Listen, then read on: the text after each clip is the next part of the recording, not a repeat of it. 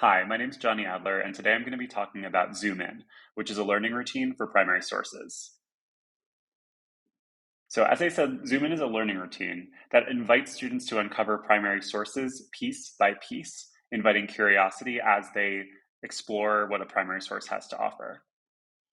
Here's how it works. First, students begin by looking closely at just a small piece of a primary source. Then, as more of the source is revealed, students answer a series of increasingly complex questions using details from the image to support their responses. Once the whole image is revealed, students learn a bit more context about the image, like where and when it was created. Finally, students use what they now understand about the image to help them answer a bigger question that connects to their broader learning goals.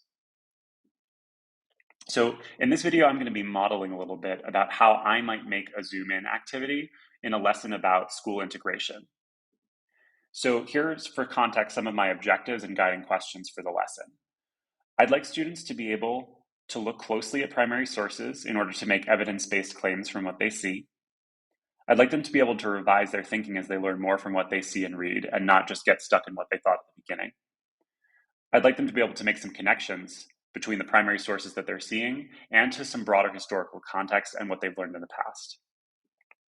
Now, I think that good lessons should have a big or compelling question that drives the learning. And so my big question for this lesson is going to be, how has race affected who has gotten access to education in the US throughout its history? All right, let's do some modeling. Let me show you what I'm going to do here. So I have found a really nice image over here that I found on the Library of Congress's website when I was doing some research about this unit on the civil rights era. And I found this really compelling picture of a school being integrated in Washington, D.C. just after the Brown v. Board of Education decision. And I think this is a really interesting image because it sort of illustrates what integration physically looked like. You see a classroom that's kind of relatable. You see boys and girls that are visibly of different races in the same room. And you see some fun individuality that's being played out in all of this. You see some really interesting expressions here and here and here. You got some side eye over there. We see individual and recognizably real people as part of this historical process that sometimes maybe feels larger than life. And so I was hoping that this image might help students kind of connect personally to what school integration looked like during this time, and to think more broadly about who got access to education, in what contexts, and why. And so I'm going to use this image to as part of my Zoom in activity because it's got some really powerful details in it. So first, I'm just going to copy the image and bring it over into my slide here. I'm going to make it nice and big so that I have a lot of room to do my work here. Now, a zoom in starts with the smallest detail possible. We don't want to give students too much as they're beginning. And so my first step here is going to be to decide what is a really compelling detail, small piece of the image that I can use to start my activity. Now, I've got a few candidates that I'm thinking about, some things that drew my eye that I'm hoping would draw students in as well. My first thing that I'm noticing are the expressions. So this girl's expression right here is really fun, and I think could spark a lot of curiosity among students about like what is she smiling about, why is she making this face. Same thing with this little girl over here who's giving kind of some side eye over to this girl over here. She looks a little bit less pleased, and I think that could inspire some curiosity too. Some other things that I'm noticing are the clothing. I think that students might not be used to this kind of clothing in a school setting. The girls in particular are wearing quite frilly skirts and dresses, and the boys in the background here are wearing shirts and ties. So maybe we'd get some interesting questions about why they're kind of dressed up. And then finally, another detail that I'm noticing is actually the shoes. So I see this kind of interesting line of shoes that on its own, if I sort of isolate it from the rest of the image, I think is kind of compelling. And even actually like these shoes right here, we've got one kind of sticking up off the ground. We've got shoes and socks. These shoes could be dancing shoes. They could be church shoes. They could be school shoes. We don't really know yet. And so I actually think I want to start with that, with these shoes, because I think it's something that students can relate to. For one, everyone wears shoes, and a lot of my students are into shoes. But two, I think it invites some questions about context. Why is her foot off the ground? Is she dancing? Is she jumping up and down? Is she running? I'm not really sure yet. Maybe she's waiting in line, which in fact she is. And so I'm going to start by double clicking on the image and going to crop in just on that small piece, just of these shoes right here. I'm going to try to get rid of any other details so that students can really, really focus on just the smallest piece here. And then I'll click out, and there's my first image. Very small, not much to work with yet, but my hope is that this will inspire some curiosity. Now, I just as well could have picked some of the other details to start with. It would have made for a different zoom in, but that's okay. This is the one that I'm making. Now, my first question should be one that's kind of broad and invites students to be curious and to notice as much as they possibly can.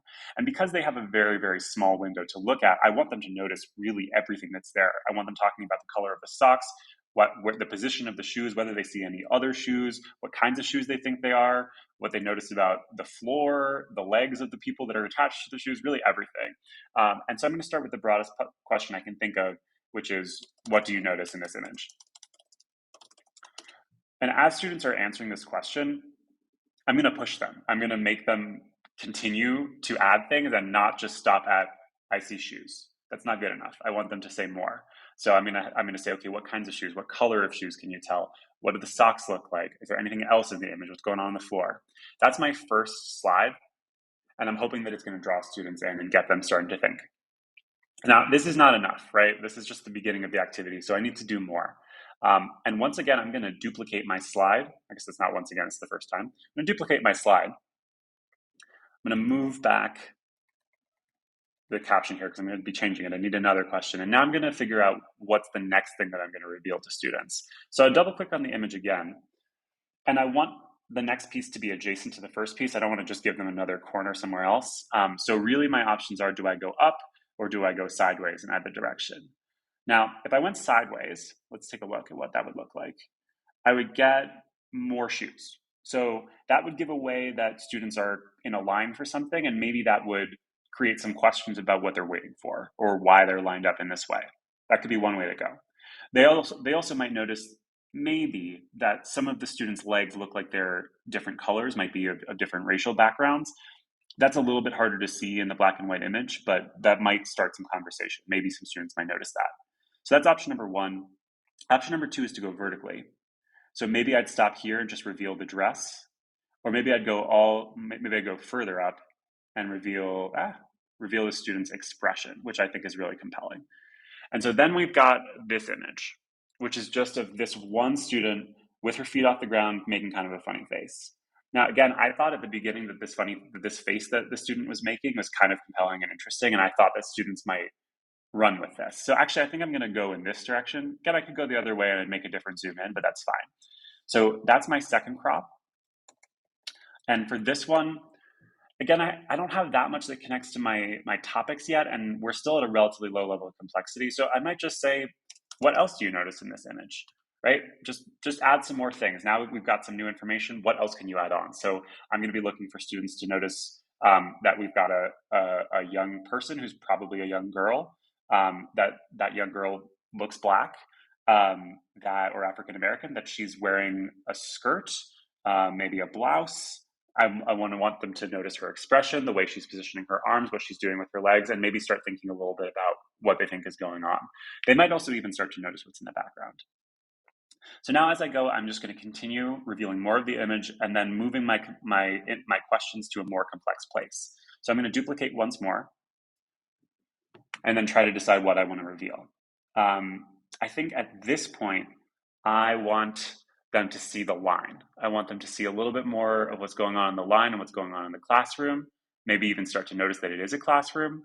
So I'm going to reveal maybe this much. And we're going to start to see, okay, we've got people lined up here. Now, I think students are starting to get enough here that they could maybe start to make a claim or a hypothesis about where we are. So I'm going to have my next question be a little bit more difficult. Something like, what details do you notice in this image that give you a clue about where it was taken? Let's give them a little more space here.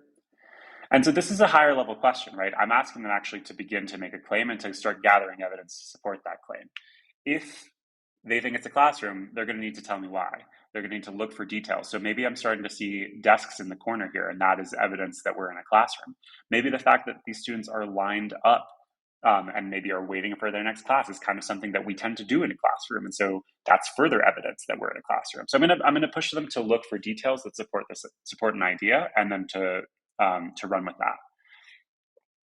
Finally, I am going to reveal the whole image.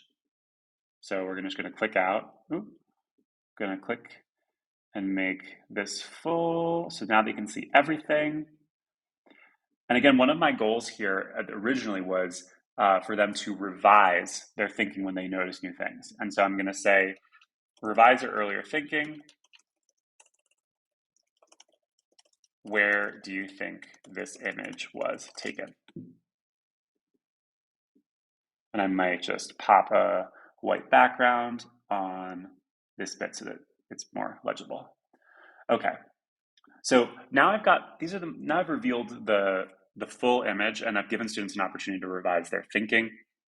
What I would do next in this lesson is reveal a bit about the details of where and when this image was created and how it connects to their broader learning about the civil rights movement and about Brown v. Board of Education.